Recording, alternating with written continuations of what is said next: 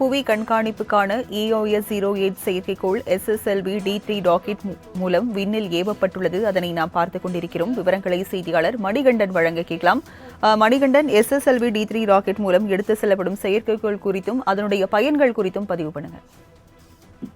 வணக்கம். குறிப்பாக இஸ்ரோவை பொறுத்தவரையில அமெரிக்காவின் நாசாவுக்கு அடுத்தபடியாக இந்திய வான்வெளி துறையில பல்வேறு சாதனைகளை விண்வெளி துறையில இஸ்ரோ முன்னின்று நடத்தி வருகிறது. அதன் ஒரு பகுதியாகத்தான் தென் துருவத்துல இதுவரை எந்த நாடுமே தரையிறங்காத இடத்துல சந்திரயான் 3 வெற்றிகரமாக தரையிறங்கி அதன் ஆய்வுகளை வெளியிட்டிருக்கிறது.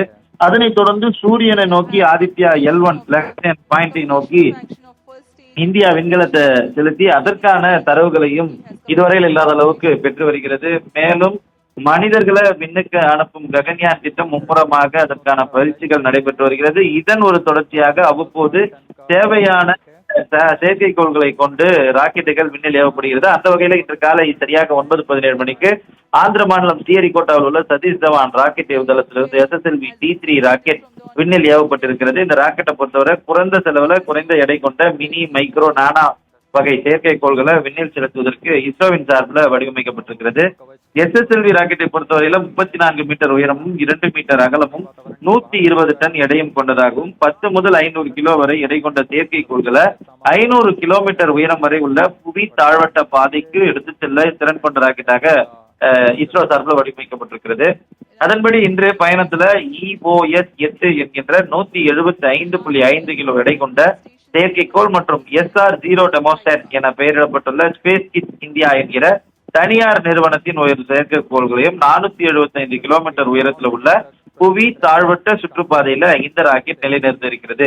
EOS செயற்கைக்கோளை பொறுத்தவரை புவி கண்காணிப்பு பணிகளுக்கான செயற்கைக்கோளாக இருக்கிறது. அதன்படி பேரிடர் காலங்களில் கண்காணிப்பு பணியில் ஈடுபடுவது, காலநிலை கண்காணிப்பு, காட்டு தீ கண்காணிப்பு, எரிமலை வெடிப்பு கண்காணிப்பு மற்றும் பெரிய அளவிலான தொழிற்சாலைகள் மற்றும் மின் உற்பத்தி நிலையங்களை கண்காணிப்பது போன்ற பணிகளையும், கடலில் வீசும் காற்றின் வேகம் மற்றும் மண்ணில் ஈரப்பதம் ஆகியவற்றை, இமாலய மலைத்தொடர்களில் பெய்யும் பனிப்பொழிவு அளவு ஆகியவற்றை தரவுகளை தருவதற்கான ஒரு EOS செயற்கைக்கோள் இதுல இருக்கிறது. மேலும் முக்கிய பணியாக இஸ்ரோவின் கனவு திட்டமான இந்தியர்களை விண்வெளிக்கு அனுப்பும் ககயான் திட்டத்துல விண்வெளிக்கு சென்று அங்கு 3 நாட்கள் விண்வெளியில தங்கி இருக்கும் போது அவர்கள் கண்காணிக்கும் பணியையும் இந்த செயற்கைக்கோள் செய்ய உள்ளது என்பது குறிப்பிடத்தக்கது. இதற்காக இந்த செயற்கைக்கோள் தயாரிப்பதில் இதுவரை EOS வகை செயற்கைக்கோள்களிலேயே பயன்படுத்தப்படாத மிகவும் துல்லியமான மற்றும் அதிநவீன கருவிகள் இந்த செயற்கைக்கோள்ல பயன்படுத்தப்பட்டுள்ளதாக இஸ்ரோ தரப்புல தெரிவிக்கப்பட்டிருக்கிறது. இப்படி முக்கியத்துவம் வாய்ந்த செயற்கைக்கோளாக இருந்தாலும் சோதனை முறையில இன்று ஏவப்படும்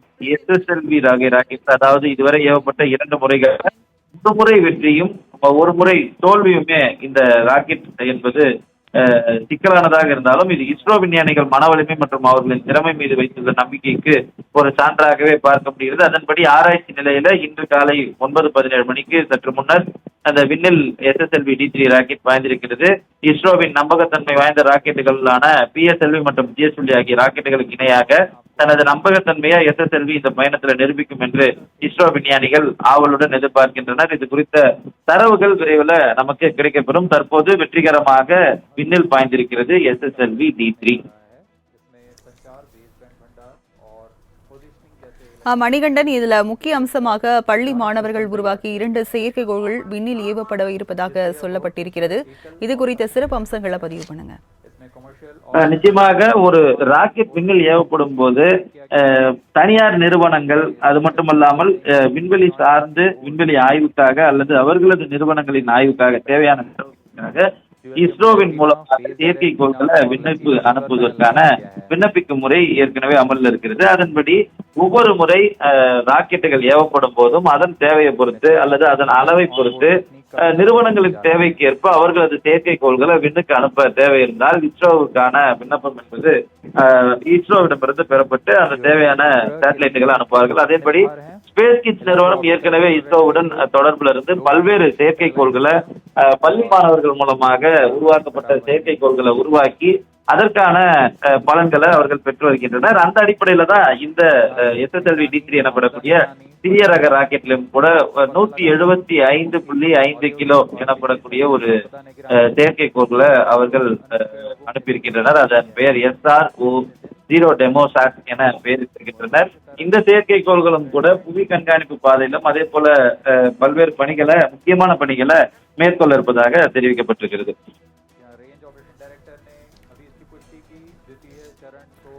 மணிகண்டன், இதற்கு முன் அனுப்பப்பட்ட SSL D1 D2 ராக்கெட்டை காட்டிலும் D3 ராக்கெட்ல என்ன மாதிரியான அதிநவீன வசதிகள் செய்யப்பட்டிருக்கு?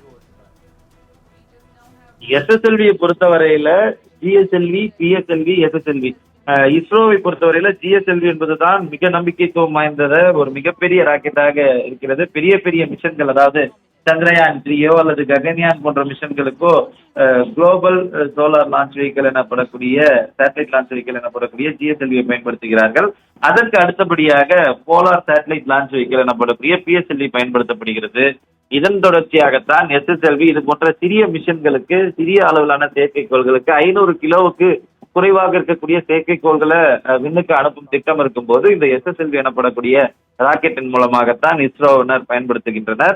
அந்த அடிப்படையில தான் SSLV D1 D2 தொடர்ந்து D3 என்பது ஆராய்ச்சி முறையில இன்றைக்கு விண்ணுக்கு அனுப்பப்பட்டிருக்கிறது. இந்த ராக்கெட்டை காட்டிலும் ராக்கெட்ல இருக்கக்கூடிய செயற்கைக்கோள்களுக்கு தான் முக்கியத்துவம் அளிப்பார்கள்.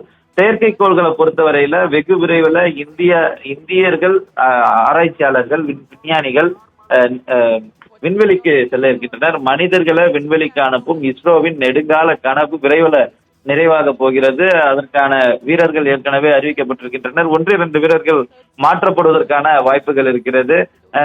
அந்த அடிப்படையில இவர்களை அந்த இடத்துல தங்கியிருக்கக்கூடிய அத்தனை நாட்களுக்கான கண்காணிப்பு பணியை மேற்கொள்ளும் செயற்கைக்கோள் இந்த ராக்கெட்டின் மூலமாக அனுப்பப்படுகிறது என்பது முக்கியமானது. அது மட்டுமல்லாமல் புவியில நடைபெறக்கூடிய இயற்கை பேரிடர்கள் அதிகரித்துக் கொண்டே இருக்கிறது. திடீரென வெள்ளம், திடீரென அதிக மழை என்பது போன்றதெல்லாம் தற்போது இயல்பாகி இருக்கிறது. இவையெல்லாம் கண்காணிப்பதற்கு புவி ஜியோகிராபிக்கல் ஸ்டடி பண்ணுவதற்கான செயற்கைக்கோளும் இதுல அனுப்பப்படுவது D3யின் சிறப்பு அம்சமாக பார்க்கப்படுகிறது. தொடர்ந்து இஸ்ரோ இந்த ஆண்டு பல்வேறு முக்கியமான லான்ச்சுகளை செய்ய தயார் நிலையில் இருக்கின்றனர். அடுத்ததாக ககன்யானுக்கான 2ஆம் கட்ட சோதனை என்பது விரைவில் நடத்தப்படும் என ஏற்கனவே இஸ்ரோ தலைவர் தெரிவித்திருக்கிறார். அதன் தொடர்ச்சியாகத்தான் இந்த SSLV D3ல இந்த செயற்கைக்கோள் ககன்யான் வீரர்களை கண்காணிக்கக்கூடிய, அவர்களது ஆக்டிவிட்டிஸை மேப் பண்ணக்கூடிய, நேவிகேட் பண்ணக்கூடிய செயற்கைக்கோள் இன்று விண்ணுக்கு அனுப்பப்பட்டிருக்கிறது இந்த SSLV D3 மூலமாக.